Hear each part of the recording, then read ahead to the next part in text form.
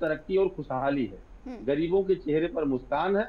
इसलिए पूरा देश मोदी जी को अपने परिवार का सदस्य मानता है, और यही कारण है कि आज पूरे देश में सत्ता की लहर है और एनडीए का जो गठबंधन है वो 400 पार जा रहा है।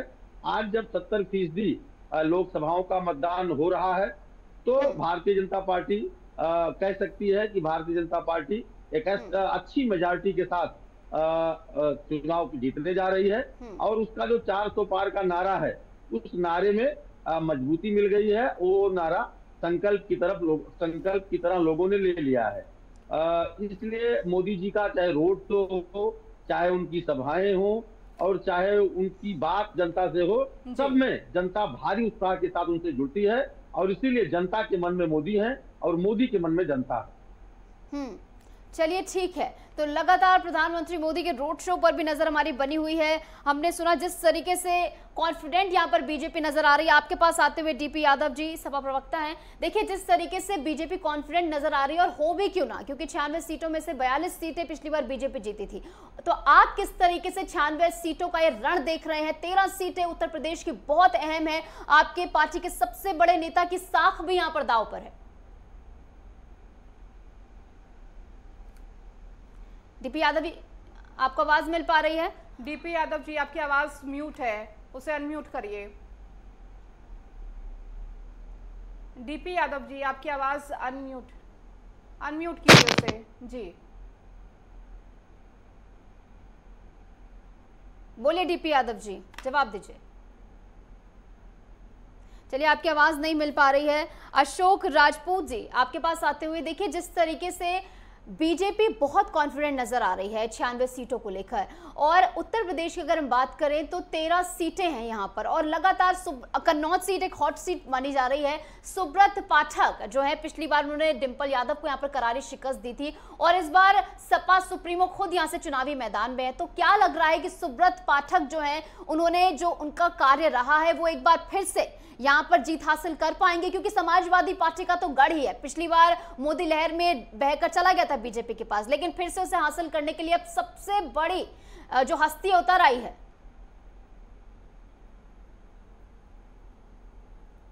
अशोक राजपूत जी, आपको आवाज मिल पा रही है मेरी?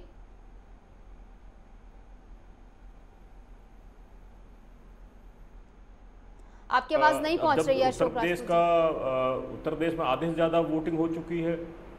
हेलो, अब आपके पास पहुंच रही, बोलिए। हेलो जी अशोक जी, बोलिए बोलिए, आपकी आवाज आ रही है। अभी आप उल्लेख कर रहे थे उत्तर प्रदेश की सीटों को जी।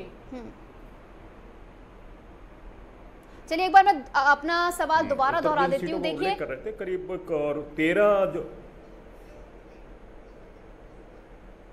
रिपीट मिल रही है आपको आवाज, आपकी आवाज मुझे रिपीट मिल रही है। ठीक है, मैं टीम को कहूंगी कि उसे ठीक करें। अशोक जी, सवाल ये है कि इन 13 सीटों को लेकर क्या कुछ महत्वपूर्ण समीकरण देख पा रहे हैं? क्योंकि ये 13 सीटें बीजेपी के खाते में है, लेकिन इस बार जब समाजवादी पार्टी के मुखिया ही मैदान में उतरे हुए हैं, क्या बीजेपी से झटकती हुई तमाम सीटें नजर आने वाली हैं?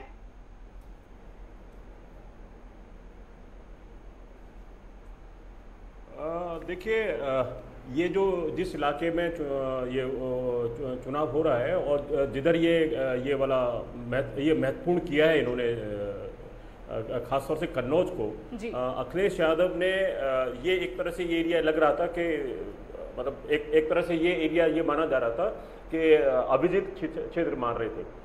भारतीय जनता पार्टी ने इसे अभिजीत की तरह से कर रखा था।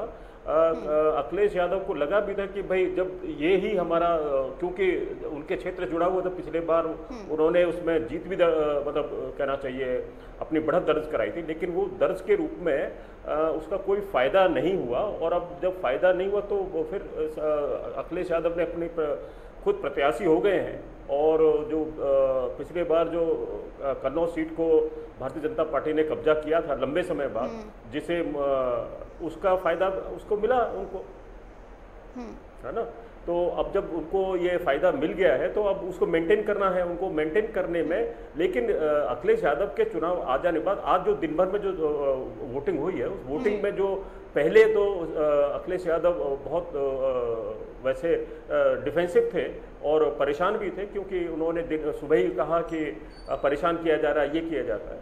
लेकिन जब दोपहर के आसपास जब चुनाव आगे गति पड़ी है, उसमें जो उन्होंने बाकायदा जो भारतीय जनता पार्टी ने जो शिकायतें की हैं, उनके प्रत्याशियों ने शिकायतें की हैं, उनके पोलिंग एजेंट ने शिकायतें की हैं, उससे फिर थोड़ा सा लग रहा है कि अखिलेश यादव ने कन्नौज में फिर अपनी थोड़ी सी बढ़त को बनाया है। और वो जो लग रहा था कि एक तरह से बराबर का मुकाबला है, तो बराबर के मुकाबले से उसे आगे ले गए हैं। और ये उनके लिए महत्वपूर्ण भी है, क्योंकि बराबर में ही उनके पत्नी मैनपुरी से पिछले चरण में चुनाव लड़ चुकी हैं, तो ये इधर से इनका ये चुनाव लड़ना।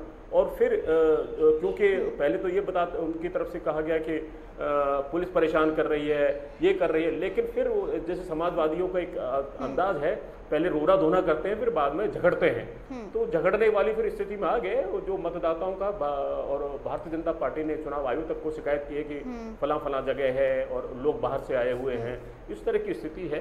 तो अब इस चुनाव उस हिसाब से जो आपने उल्लेख किया कि इस चरण में कन्नौज एक ऐसी सीट है जो पहले उससे उन्होंने अपने एंट्रेंस की है, और भारतीय जनता पार्टी का जो एक तरह से वो था क्षेत्र है, उसमें उन्होंने एक सेंध लगाई है। और इस सेंध ये दिख भी रही है कि काफ़ी हद तक ये उनको फायदा भी करेगी, और वोटर वोट डालने निकले भी हैं, और यही स्थिति है। ठीक अशोक जी, लौटूंगी आपके पास। डीपी यादव जी, तमाम सवाल भी होंगे, लेकिन इस बीच वक्त हो चला है एक छोटे से ब्रेक का।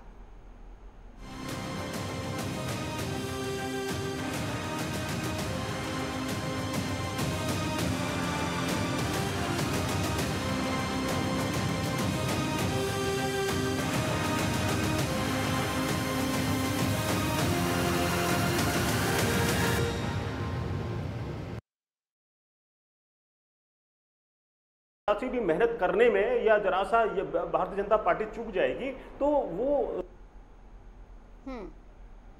अशोक जी, आपकी आवाज नहीं मिल पा रही है। देखिए, आगे बढ़ेंगे, चर्चा को आगे बढ़ाएंगे। देखिए, जिस तरीके से मुद्दों की लड़ाई में मुद्दे जिस तरीके से भटकते नजर आते हैं, स्क्रिप्ट से जरा इधर उधर हुए तो बस आंख बबूला हो जाते हैं। और बात तो दिलचस्प बात तो यह है कि अगर किसी राज्य में आप जीत जाते हैं तो आपको लगता है कि लोकतंत्र जिंदा है, और कहीं अगर आप हार जाते हैं तो लगता है कि लोकतंत्र यहाँ पर लोकतंत्र की हत्या की जा रही। कर्नाटक में आप जीत गए, जब विपक्ष जीता तो उसके लिए कोई लोकतंत्र की हत्या नहीं। एक बार आपके पास आते हो अवधेश पांडे जी। देखिए, जिस तरीके से हम बात कर रहे हैं 13 सीटों की, और अगर हम बात करें उत्तर प्रदेश की 13 सीटों की, देखिए जिस तरीके से 2 लड़के उत्तर प्रदेश के साथ आ रहे हैं, और अखिलेश यादव लगातार ये कह रहे हैं कि बीजेपी घबराई हुई है, बीजेपी जो है 80 की 80 सीटों से इस बार बाहर होने वाली है। देखिए, 2 लड़के उत्तर प्रदेश में इसके पहले भी आए थे, और ये जो पिक्चर लगी थी सुपर फ्लॉप हुई थी, और उसी पिक्चर को इन्होंने फिर से एक बार लगाया है। तो सुपर फ्लॉप पिक्चर कोई देखने नहीं जाता। तो ये दूसरी बात है कि पिछली बार के चुनाव में समाजवादी पार्टी और बहुजन समाज पार्टी का गठबंधन था, तब पॉलिटिकल सीन दूसरी थी। इस बार समाजवादी पार्टी बहुजन समाज पार्टी अलग होकर के चुनाव लड़ रही है, इसलिए मार्जिन हमारी बढ़ने वाली है, इनकी मार्जिन घटने वाली है। जो बहुजन समाज पार्टी की वजह से समाजवादी पार्टी को वोट मिला था, वो वोट सीधा घट जाएगा। इसलिए इसको इस संबंध में और इसको इस सीन में देखना चाहिए। जहां तक ये लोग हो हल्ला मचाते हैं कि संविधान खतरे में है, तो जरा बताइए 1975 में इमरजेंसी किसने लगाई? किसकी सरकार थी इस देश के अंदर जिन्होंने संविधान को कुचलने का काम किया? श्रीमती इंदिरा गांधी जी चुनाव हार जाती हैं, अयोग्य घोषित हो जाती हैं, और वो इमरजेंसी लगा देती हैं। इसके बाद चुनी हुई जो सरकारें थी पूरे देश के अंदर, धारा 356 का उपयोग करके चुनी हुई सरकार को किसने बर्खास्त किया? 1 दर्जन बार कांग्रेस ने इसका इस्तेमाल किया। शाहबानो प्रकरण सब लोग जानते हैं। सुप्रीम कोर्ट के निर्णय के बाद अपने सत्ता के अहंकार में किस प्रकार से श्री राजीव गांधी जी ने उस निर्णय को बदला।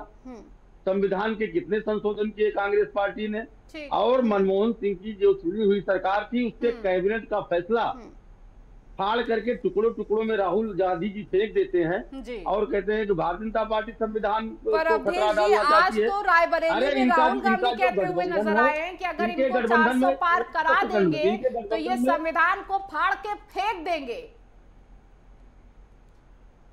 मनमोहन सिंह जी की चुनी हुई सरकार का एक कैबिनेट का फैसला था। कैबिनेट का फैसला भी संविधान के परिप्रेक्ष्य में होता है और वो पत्थर की लकीर होती है। राहुल जी जाते हैं, उनको बात पसंद नहीं आती और मीडिया के सामने उस कैबिनेट के फैसले को टुकड़ों टुकड़ों में फाड़ करके फेंक देते हैं और ये संविधान की दुहाई देते हैं। ये टुकड़े टुकड़े गैंग के लोग जो टुकड़े टुकड़ों में अपना घोषणा पत्र बनाते हैं, टुकड़े टुकड़े गैंग के समर्थक हैं, वो उनकी सोच भी टुकड़े टुकड़े में है। भारतीय जनता पार्टी ने 10 साल की सरकार में संविधान को महफूज किया है और बाबा साहब अम्बेडकर हमेशा धर्म के आधार पर आरक्षण के विरोधी थे, लेकिन इन्होंने कर्नाटक के अंदर मुस्लिमों को आरक्षण देने का काम किया। ये कौन सा संविधान के अंतर्गत आने वाला काम है? कौन सा लोकतंत्र को बचाने वाला काम है? देश की जो जमहूरियत है वो कई मामलों में सबकी जिम्मेदारी है कि उसका ताना बाना ठीक रखें, लेकिन धर्म के आधार पर मुस्लिम तुष्टीकरण का काम कांग्रेस करती है, समाजवादी पार्टी करती है। अयोध्या में निहत्थे कारसेवकों पर गोली चलाने का काम समाजवादी पार्टी ने किया और बाद में उनके नेता मुलायम सिंह यादव जी ने कहा कि मुस्लिमों को खुश करने के लिए हिंदुओं पर गोली चलाना जरूरी था। तो ये मुस्लिम तुष्टीकरण की राजनीति कौन करता है? संविधान के आड़ में सनातन धर्म को गाली देना, शक्ति के विनाश की बात करना, सनातन धर्म को डेंगू मलेरिया की संज्ञा देना। लोग मंदिरों में जाते हैं तो राहुल गांधी जी कहते हैं कि वो लड़कियों को छेड़ते हैं, इस तरह से बेहूदी बात करना। तो इसका जवाब जनता दे रही है और पोलिंग बूथ पर जाकर के अपने वोट की ताकत से दे रही है और इसीलिए पूरा देश अब कांग्रेस मुक्त हो रहा है और इंडी गठबंधन मुक्त हो रहा है। ठीक है अशोक जी, आपकी आवाज भी चली गई थी, आप अपनी बात भी पूरी कीजिएगा। 13 सीटों को लेकर जो तमाम चीजें समझ रहे थे, लेकिन इसके साथ ही चूंकि लखीमपुर खीरी भी बेहद महत्वपूर्ण सीट रही है, जिस तरीके से भले इस बार बीजेपी ने अजय टेनी पर भरोसा जताया है, लेकिन क्या जनता उन पर विश्वास जता पाएगी? क्योंकि इतना बड़ा मुद्दा जो विपक्ष लगातार उठाती हुई आई है कि किस तरह से उनको टिकट दे दिया गया, लेकिन जनता का विश्वास जीत पाएंगे टेनी जी?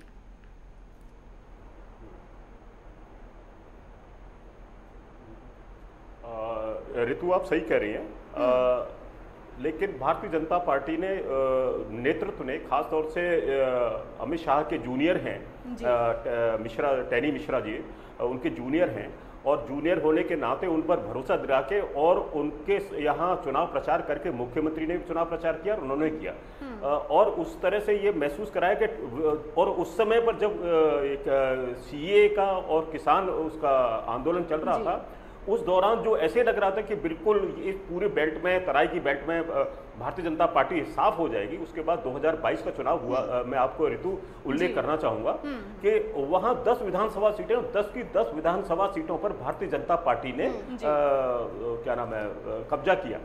अब उसी से जुड़ी हुई लखीमपुर खीरी है और उसी के साथ में धौरारा सीट है। लखीमपुर खीरी में क्योंकि 2019 में भी आए, 2022 के विधानसभा के 10 सीटें हैं, जिले की 10 सीटें हैं, उन पर भी पूरी तरह से है।